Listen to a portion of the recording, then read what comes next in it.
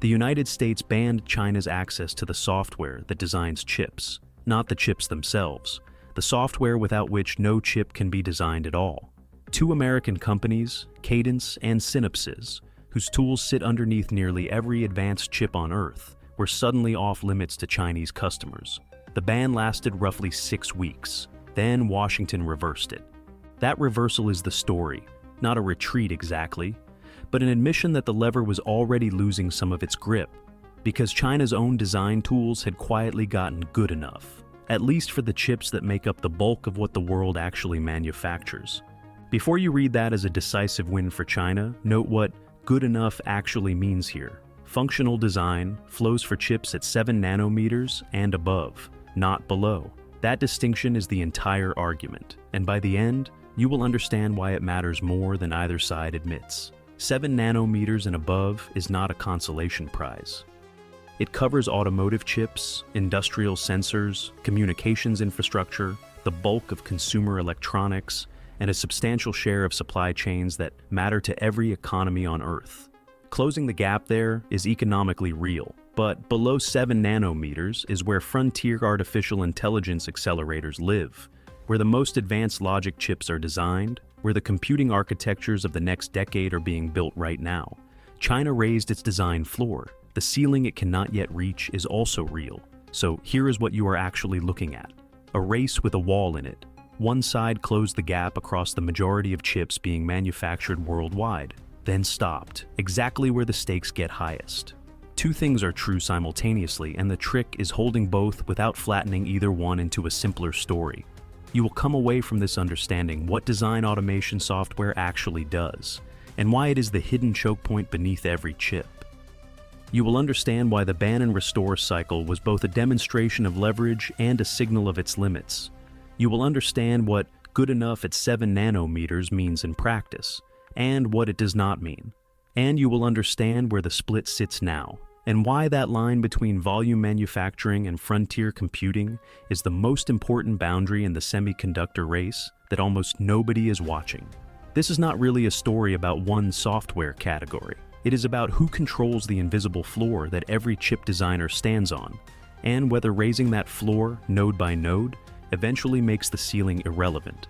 So how did two American companies end up controlling the one layer without which no advanced chip can be designed?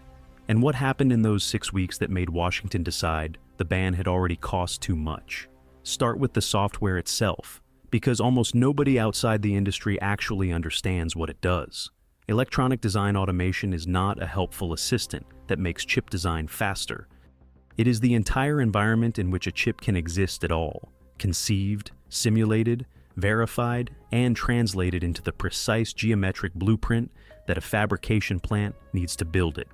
Think of it like the architectural software, the structural engineering suite, and the building code compliance checker combined into one, except that without it, the building cannot be designed at all, not just checked. And that software is written specifically for each type of terrain the building sits on. That last part is the key. Design automation tools are not generic software applied interchangeably across chip generations. They are co-developed with the process nodes they support. When a fabrication plant moves from one node generation to the next, the tool vendors move with it, calibrating simulations to new physical behaviors, updating verification rules to match new design constraints, rebuilding sign-off flows to reflect new manufacturing tolerances. The tools and the process evolve together, which means replicating the tools from scratch without access to that co-development history is not like writing a sophisticated application. It is closer to rebuilding an entire ecosystem of interconnected software, each piece of which was validated against millions of real chip designs over decades. Cadence and Synopsys did not become dominant by accident.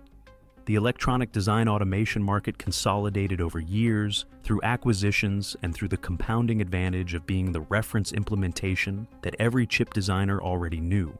Their tools became the standard because they were the standard, and every new node generation reinforced that position because they were the ones building the tool support for it. Synopsys announced an agreement to acquire Ansys, a major simulation and analysis software company, a deal that, subject to regulatory review, would push the frontier of design tools even further into territory that no domestic alternative currently reaches. This is the choke point the United States chose when it imposed export controls. Not the chips, not the fab equipment, the software that makes the blueprint. Without the blueprint, a fabrication plant has nothing to build, which is why China's domestic design tool effort was always going to be the critical response.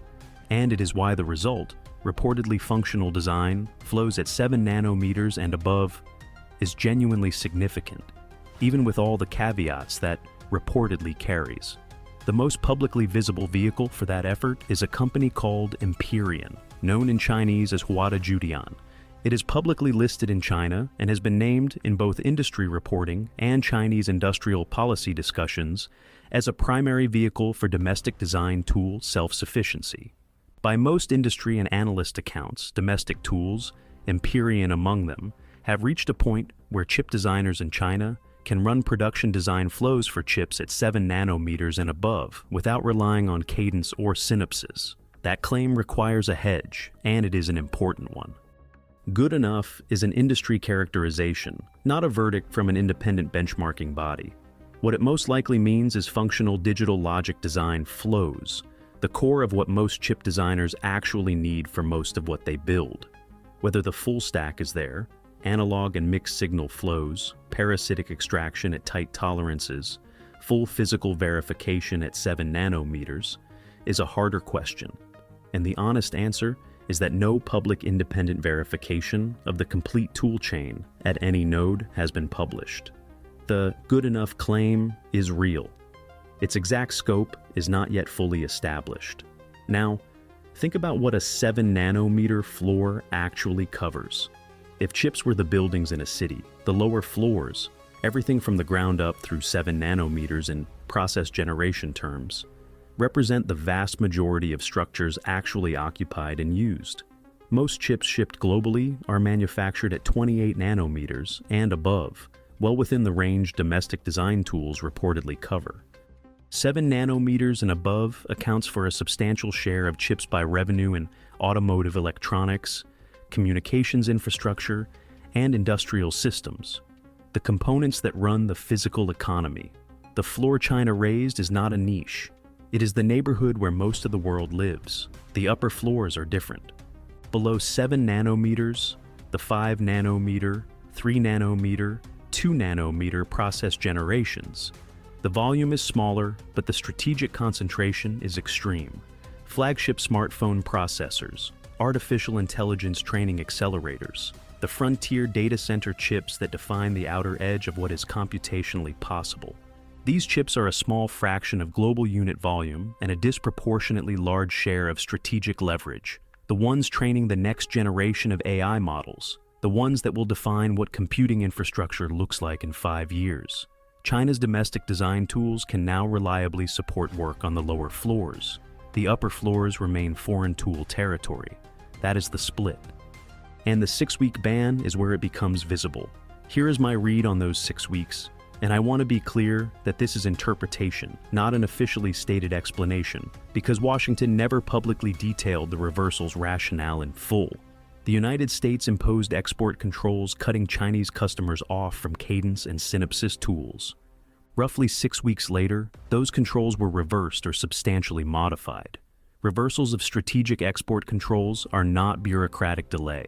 They signal a political judgment that the cost of the ban exceeded its benefit, which only happens when the ban's leverage is already imperfect. Part of what moved that calculation is straightforward. Both Cadence and Synopsys derive significant revenue from China operations, and U.S. companies lobbying against a control that disadvantages them without equivalently disadvantaging their competitors is not a new story. That pressure was real, and it mattered. But lobbying pressure alone does not reverse a national security export control in 6 weeks unless the security calculus also shifted. And the calculus that most plausibly shifted is this.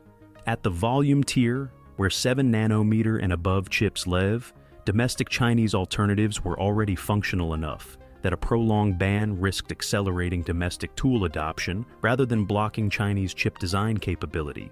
The ban retained full leverage at the frontier. It had already lost meaningful leverage at the volume tier. Pressing it hard risked making the volume tier loss permanent and more complete, while the frontier leverage remained intact whether or not the band continued.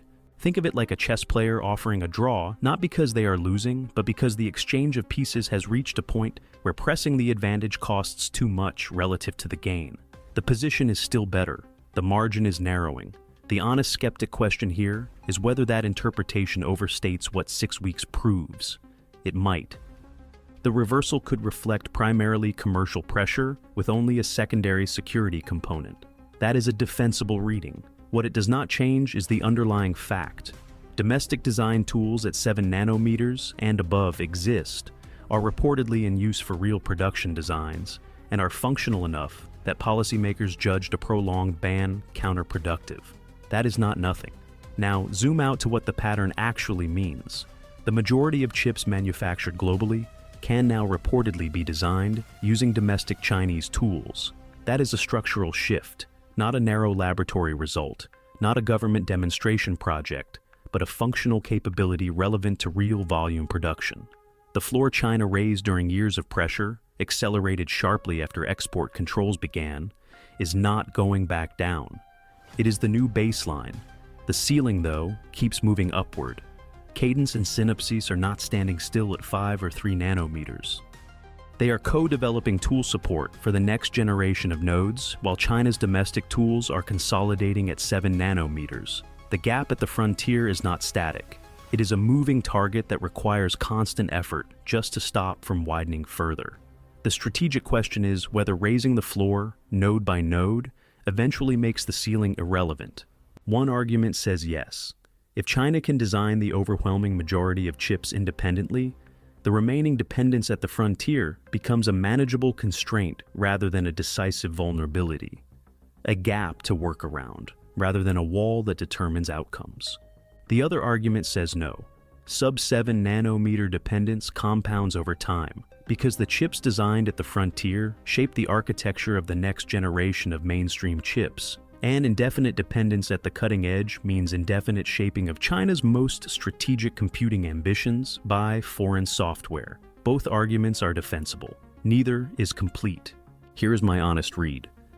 The triumphalist version of this story, that China broke the design tool Chokepoint, overstates what good enough at 7 nanometers proves and ignores the sub-7-nanometer wall, which is structural, not incremental. The dismissive version, that domestic design tools are a rounding error and the duopoly faces no real pressure, ignores that the floor has genuinely risen and that the ban reversal revealed the lever's limits in real time.